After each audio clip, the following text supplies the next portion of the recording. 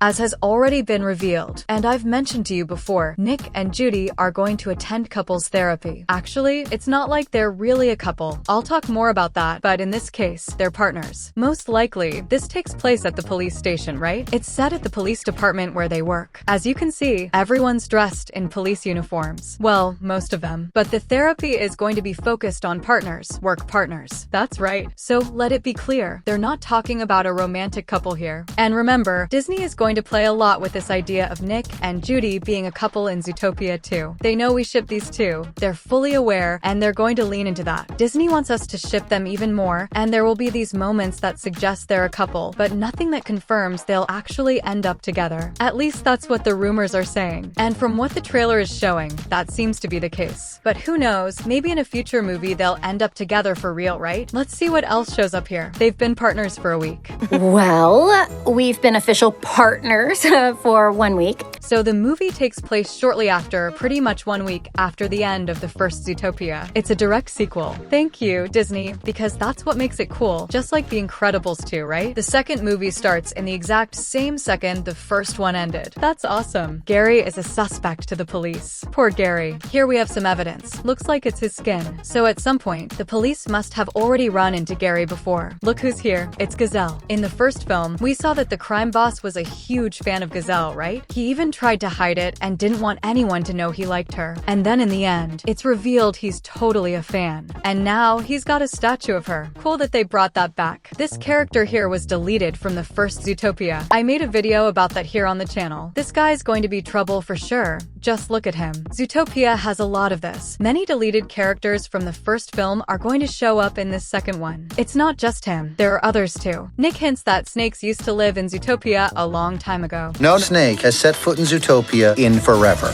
So that means snakes did exist in the Zootopia universe. At some point, snakes were part of the city. That lines up with a theory I talked about before, that reptiles went through something. I see something related to prejudice, because they're reptiles. Snakes are always portrayed as villains in films, especially animated ones. Throughout history, snakes have always been the bad guys. So something happened to the reptiles, especially snakes, and Nick says they were kicked out of Zootopia. So at some point, they did live there. Check this out. Does anyone remember what this means? I can't believe it, a reference to A Bug's Life. Disney referencing Pixar, how cool. The font is the exact same one from A Bug's Life. I can't even remember the last time we got an A Bug's Life reference. This big horse here is the mayor. He's the new mayor of Zootopia. After the lion was arrested, this horse is the one who's going to take over as mayor of Zootopia. Fun fact, his name is Winddancer. This horse used to be an actor who became a politician. He retired from acting and became mayor. It's kind of like Arnold Schwarzenegger's story. So I'd be really happy if he voiced the horse, because he also left his acting career to go into politics. It would be really cool if they brought his voice to the character. Now yes, everyone's scared. There's a gala party going on. Everyone's well dressed. The zebras are probably the mayor's bodyguards. Lots of animals, fancy clothes, and there's a pig here. Look at this little pig. This pig is a character that was deleted from the first movie, the villain Java, and now she's back. I made a theory that she would be the villain. It might happen. To me, this pig is going to cause trouble in this movie, and it matches the theory I already told you about. I think she might be the villain of the sequel. Now look at this thing I noticed. Check out this curious detail here. Could this guy be Gary? Because he has two fangs. The Gary we know only has one. He doesn't have two. So what could be happening? Maybe it's a flashback, since something happened a long time ago. But I don't think so, because the mayor is here. Unless the mayor just took office, probably about a week ago. Because the first movie ends and the second one starts right after. The former mayor was arrested at the end of the movie. So either he's still in his actor phase and the bodyguards are his from when he was a performer, or this might be an old scene from the time when Gary still had both fangs. And look, this lion here in the corner looks a lot like the ex-mayor Lionheart from the first Zootopia, right? If he's here, if it's really him, I think this scene takes place before, maybe way earlier than we think. Could be a week earlier, but I think it might be much further back. Or it might be another snake. All these products you're seeing right now are exclusive originals from the Pixar World Store in Brazil. You'll only find them there,